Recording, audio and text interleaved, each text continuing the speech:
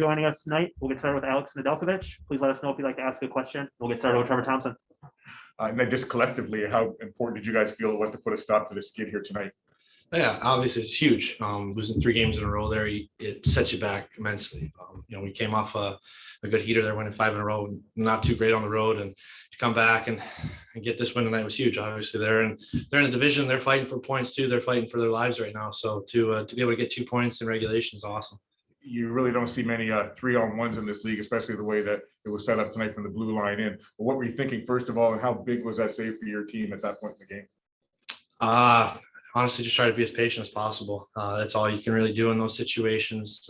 Especially had some good players on the ice too for it. So it's just be as patient as possible and not really thinking too much about what it meant like in that moment. Obviously now it was probably pretty big. I think it was towards the end of the period too. So huge save going into the third up 1-0 at home. You're always going to take that no matter what. And just the importance you showed there at the end of the game, keeping your mind and everything in it to the very last second to make that last save before the horn. Yeah. You just talk about the mental aspect of that. Yeah, you don't want to leave anything up to chance, and obviously we had a loud crowd tonight. It was awesome to play in front of, and a little tough to hear if that buzzer did go off or not before I shot it, but that's what you want. You want that energy, that excitement that they had and they bring, and it makes it way better to play when you have them behind you. It makes it way easier to play.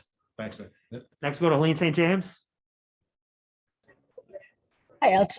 How important was the patience the whole team showed tonight? I mean, just, they weren't giving you guys much in the first period, and then when Dylan finally scored there midway through the game. Yeah, it was great. Just like you said, have the patience and the resiliency and just the will to keep kind of sticking with our game. We were dominating, I think, in the first period at times, and in the second period as well. We were playing a really good game, and we had some really good lengthy shifts in their end that we just didn't get rewarded for, but we stuck with it. Got a good, they take a penalty. Because of it, because we have such a good shift in their end, they take a penalty and Larks buries it and cashes in and kind of got us going and, got us feeling good about the game and where it was going to go. So definitely just sticking with it. And even in the third period there, like when they score with a few minutes left to make it a 1-goal game again, just guys buying in and keeping them to the outside and not really giving them a good look to tie it up. Just while we have you tonight, I'm sure you've kept an eye on when the Hurricanes would come up on the schedule. But now, there's some uncertainty with their situation. What are your thoughts on Thursday? What have you been told? Right now, we're going to prepare as if we're going to go and travel tomorrow and play on Thursday. That's all we can really do. That's all anybody can do right now. And I guess we'll find out tomorrow what we'll have more of a definitive answer on if we're going to play or not. As far as those guys, obviously played with them for a while there to start my career. So hopefully they're all doing well, and they're kind of, obviously they're sick, but they're doing okay and they're battling, and nobody's too ill.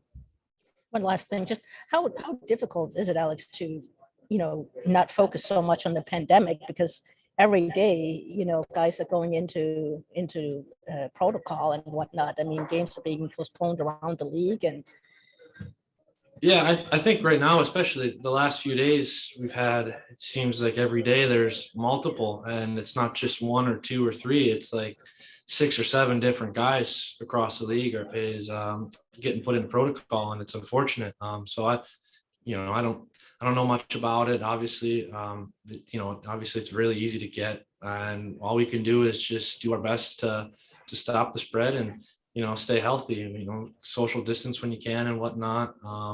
And, that's about it. Hopefully you don't get it. Thanks a lot. Next, go to Ted Colfin. Hey, Alex, I mean, was that one of those games when the schedule came out that you were kind of looking for, like when it was going to happen and all? What's that, the Carolina game? Carolina game, yeah. Yeah. I definitely, that was the first thing I looked at when the trade happened. I don't know if the schedule came out yet, but that was the first thing I looked for, is to see when we played those guys. So it definitely had was circled on the calendar, and hopefully we can things clear up, and they get healthy, or they're healthy, a few false positives maybe, and we can go down and play them. Is there a little bit of motivation there? A little bit. Hey, whenever you play a former team, former teammates, right? There's some motivation. It's exciting. That's a fun place to play too. That's a great crowd. It's a lot of fun. It'll be really cool to to see what it's like as a visitor. So, you know, hopefully we stay on schedule and we can play Thursday. If not, you know, that's all right. We'll meet them down the road. The last one. So what was the major difference between, say, the games last week and tonight? I mean, what were you guys doing so much better tonight? I think it was a couple things. I think first off, we were really, I think, dedicated to playing good D zone, good structured D zone. I think we got away from it a little bit on the road in St. Louis and Colorado. And we kind of stuck with it, even maybe if they had a few shifts tonight where they hemmed us in.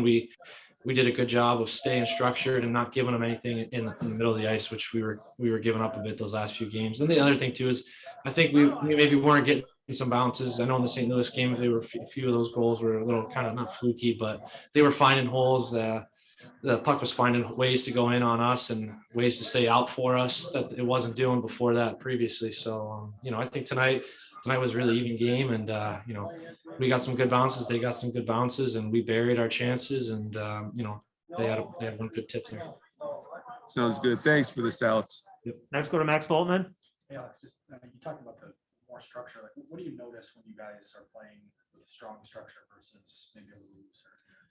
We're not really spending much time on our own end, and even if we do, like, we're not chasing the puck around for sure. Like, you know, there's not really an open guy anywhere where everybody's got their man. They know where their guy is and where they're supposed to be. So it definitely, like, I think it showed tonight, like, they didn't have a lot of lengthy shifts tonight. And when, you know, when you're playing good teams, it's always great to kind of limit their chances and limit their time in our own end. And usually tends to work out better in your favor if you're spending less time in your end and more time in their end.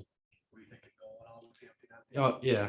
Yeah, I was thinking of it when Phil shot it. I was going to do it, but it took a bad bounce behind the net and just tried to play it safe there. Last question, Sean Shapiro. When the other goalie is playing well, do you think about it all? And like, I know some goalies have used that as the other guy's playing well, I'm going to outplay him. Other guys have said I can't worry about. Like, where do you kind of fall on that spectrum of things of when the other guy's playing? Yeah, I can't really worry about it because it's got really no effect on me. Like, you know, he's made a lot of good saves, and he definitely kept them in it. I think we had like over 30 shots before the second period was over. So like, he definitely kept them in it. But as far as for me, it was like, I can't do anything about it. Like, you know, he's not the one that's shooting pucks at me. It's the rest of his team. So it's like, it's pretty simple in that form. It's like, just worry about what's going on in my end. You know, if he makes a big save, can't really do anything about it, you know, and I just got to focus on myself. All right. Thanks, everyone. We'll be back shortly with Coach Blashill. Thanks, guys. Thank you.